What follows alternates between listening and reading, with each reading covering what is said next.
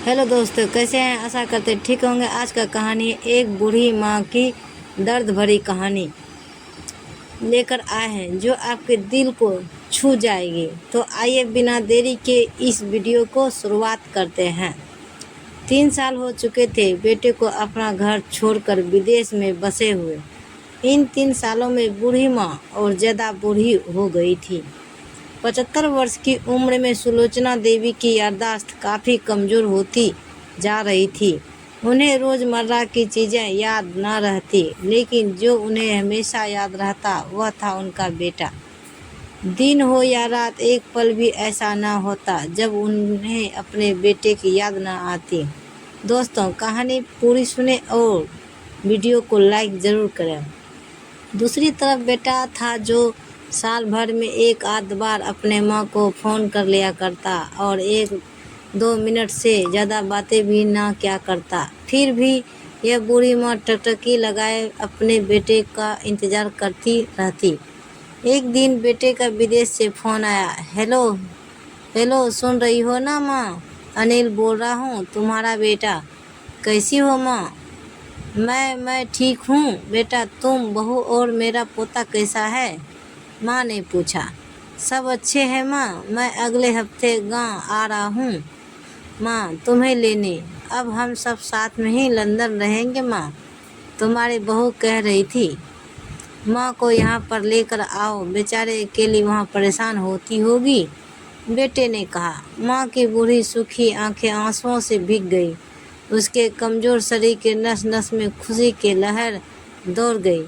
बेटे और बहू का अपने प्रति प्रेम देखकर माँ का मन खुशी से भर आया। बेटे ने आगे कहा, माँ तैयार रहना माँ, ज़्यादा दिन छुट्टियों नहीं है। जिससे जितने पैसे लेना है लेकर रखना। तब तक मैं प्रॉपर्टी डीलर से बात कर लेता हूँ घर के लिए। माँ ने पूछा। हाँ माँ, गांव का घर हमें बेच देना पड़ेगा। अब हम साथ में ही रहने वाले हैं, तो वहाँ पर घर रखने का कोई मतलब नहीं है माँ, बेटे ने कहा। बुढ़ापे की वजह से ठीक से चलने में असक्षम माँ ने पूरे मोहल्ले में घूम घूम कर अपनी इस खुशखबरी को सबको सुनाया। सभी को खुशी हुई। सबको लगा माँ जी के आखिरी दिन अपने परिवार के साथ खुशी से बीत जाएंगे। घर वापस आकर माँ ने अपने घर के कोने कोने को ऐसे देखा जैसे वह अपने दूसरे बेटे को देख रही हो। देखे भी क्यों ना, उस घर को अपने बेटे से कम थोड़ी समझा था। अपने पति के साथ 40 साल यहीं तो बिताए थे, लेकिन अब मजबूर थी बुढ़ापे के आखिरी साल बेटे और बहू के साथ बिताना चाहती थी। दिल में पत्थर रखकर घर बेचने के लिए माँ तैयार हो गई। आनन फानन में बेटे ने घर को आधे दामों पर बेच दिया। माँ ने ज़्यादा नहीं, लेकिन जिन चीज़ों से दिल लगा था उन चीज़ों को समेटा और बेटों के साथ टैक्सी में बैठकर एयरपोर्ट के लिए चली गई। एयरपोर्ट पर आकर बेटे ने माँ से कहा, माँ तुम यहाँ बेंच पे बैठो, मैं सामान और बोर्डिंग पास की जांच करा कर आता हूँ। वहाँ वक्त लगता है और खड़ा रहना पड़ता है, तुम्हें तकलीफ़ होगी। तुम यहीं आराम करो। मैं यूँ गया और यूँ आया। माँ बेंच पे बैठ गई और बेटा अंदर चला गया। काफ़ी समय हो गया, बेटा वापस नहीं लौटा। माँ सोचने लगी ज़्यादा भीड़ होगी इसलिए देर लग रही होगी।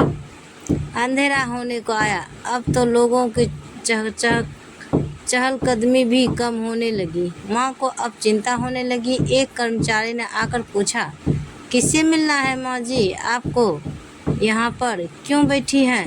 डरती हुई आवाज़ में सुलोचना देवी बोली, मेरा बेटा अंदर सामान की जांच कराने गया है। लंदन जा रहे हैं हम। क्या नाम है माँ जी आपके बेटे का?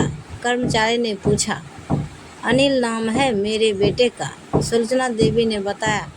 कर्मचारी अंदर गया और थोड़ी देर बाहर लौटा। उसने सुलोचना देवी से कहा, माँ जी लंदन जाने वाली फ़्लाइट तो दोपहर में ही जा चुकी है और आपका बेटा भी उसी फ्लाइट में बैठकर लंदन जा चुका है। अब आपके यहाँ बैठने का कोई मतलब नहीं है। आप भी अपने घर चली जाइए।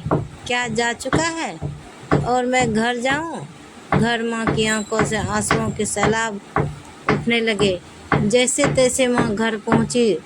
जो अब उसका था ही नहीं, बिक चुका था। वो वही बरामदे में तुलसी के पास सो गई। घर के नए मालिक को उस पर दया आई तो एक कमरा किराए से उसको दे दिया। पेंशन के पैसे से खाना और किराए का बंदोबस्त हो जाता था। दिन बीतने लगे। कुछ दिनों बाद घर के नए मालिक ने सुलोचना देवी से कहा, माँ जी, आप अपने रिश्तेदार के यहाँ पर जाकर क्यों न रहती? इस उम्र में आपके लिए वही अच्छा होगा।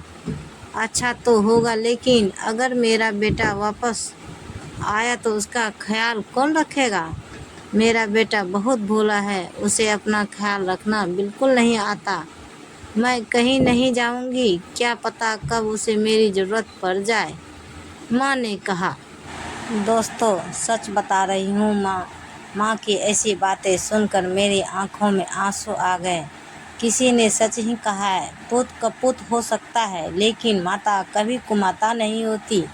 दोस्तों, आप सभी से हाथ जोड़कर विनती करती हूँ, अपने माता पिता की जितनी हो सके सेवा करना, उनके साथ कभी बुरा बर्ताव मत करना। अगर आपको यह कहानी, एक बूढ़ी माँ की दर्द भरी कहानी ज़रूर पसंद आई होगी। अगर कहानी पसंद आई है तो इसे शेयर करना बिल्कुल ना भूलें। धन्यवाद। तो गाइज, मिलते हैं अगले वीडियो के साथ। तब तक बाय बाय गाइज।